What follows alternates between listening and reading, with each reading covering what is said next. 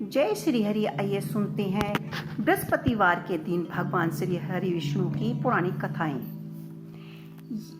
यहाँ शिव और विष्णु के बारे में पौराणिक कथाओं से 3 दिलचस्प कहानियां पेश हैं। जब शिव का घर विष्णु ने ले लिया, जब विष्णु ने शिव को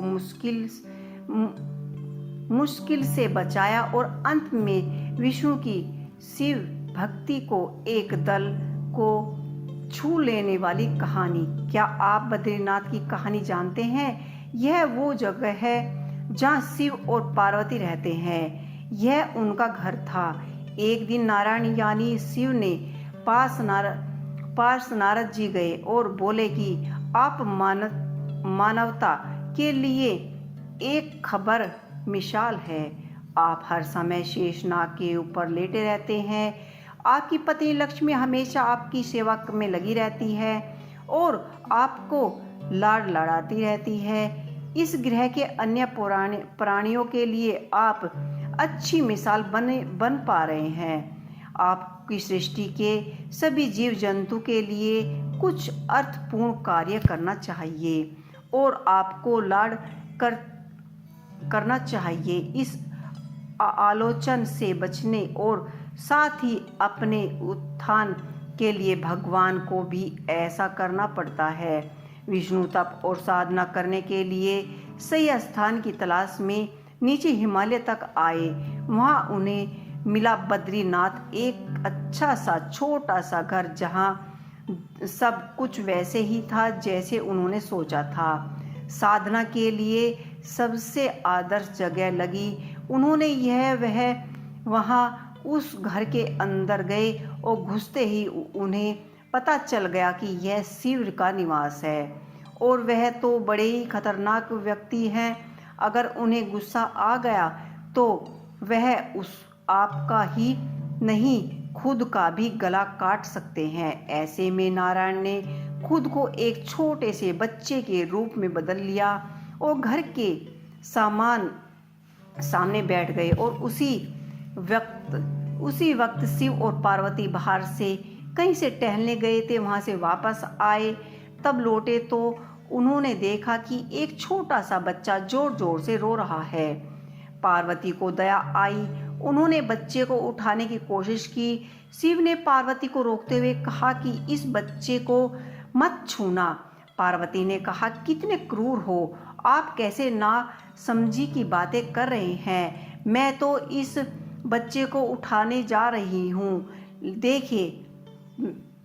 देखिए तो कैसे रो रहा है। शिव बोले, जो तुम्हें दिख रहा है उस पर भरोसा मत करो। मैं कह रहा हूँ इस बच्चे को मत उठाओ। बच्चे के लिए पार्वती की स्त्रीलुभ मनोभावना ने उन्हें शिव की बात नहीं मानी। उन्होंने कहा कि आप कुछ भी कहें, मुझे कोई फर्क नहीं पड़ता। मेरे अंदर की ममता बच्चे को इस तरह से रोता हुआ देख नहीं सकती। मैं तो इस बच्चे को जरूर उठाऊंगी। यह कहकर उन्होंने बच्चे को उठाया यह कहकर उन्होंने बच्चे को उठाकर अपनी गोद में ले लिया। बच्चा पार्वती की गोद में आराम से था और शिव की तरफ बहुत ही खुश होकर देख रहा था। शिव इसका नतीजा जानते थे, लेकिन करे क्या। इसलिए उन्होंने कहा कि ठीक है, चलो देखते हैं क्या होता है। पार्वती ने बच्चे को खिला पिलाकर चुप कर दिया। वहीं घर पर छोड़कर खुद शिव के साथ गर्म पानी से स्नान करने के लिए बाहर चली गई। वहां पर गर्म पानी के कुंड हैं। उसी कुंड पर स्नान करने के लिए शिव पार्वती चले गए। लौटकर आए तो देखा कि घर अंदर से बंद है। शिव तो जानते थे कि अब खेल शुरू हो चुका है। पार्वती हैरान थी कि आखिर दरवाजा किसने बंद किया। शिव बोले, मैंने तो कहा था इस बच्चे को मत उठाओ। तुम बच्चे को घर के अंदर ले आई हो। उसने अंदर से दरवाजा बंद कर लिया है। पार्वती जी बोली कि अब हम क्या करें, दरवाजा तो अंदर से बंद है।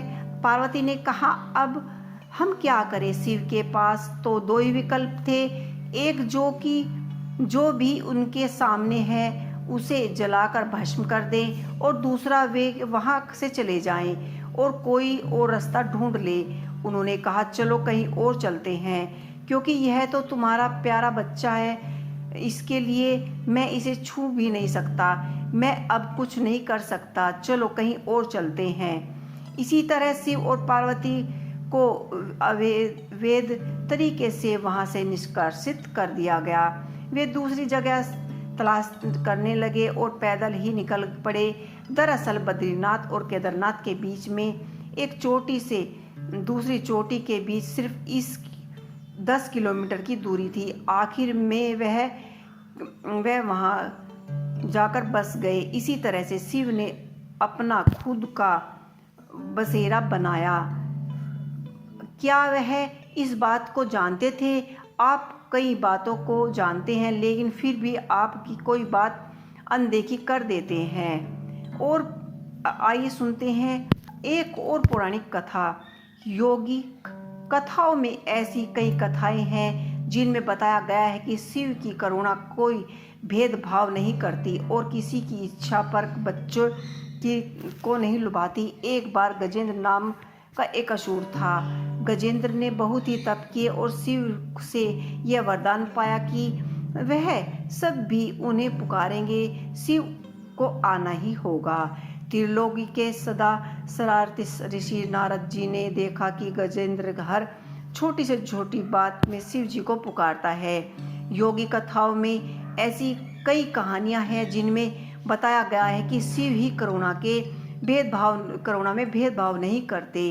वे किसी की इच्छा पर बच्चों की तरह ही भोलेपन में दिखाई देते हैं। एक बार गजेंद्र नामक असुर था। गजेंद्र ने बहुत ही तप किए और उनकी इच्छा से उन्होंने एक वर मांगा कि वे जब भी उनको पुकारेंगे उनको आना होगा।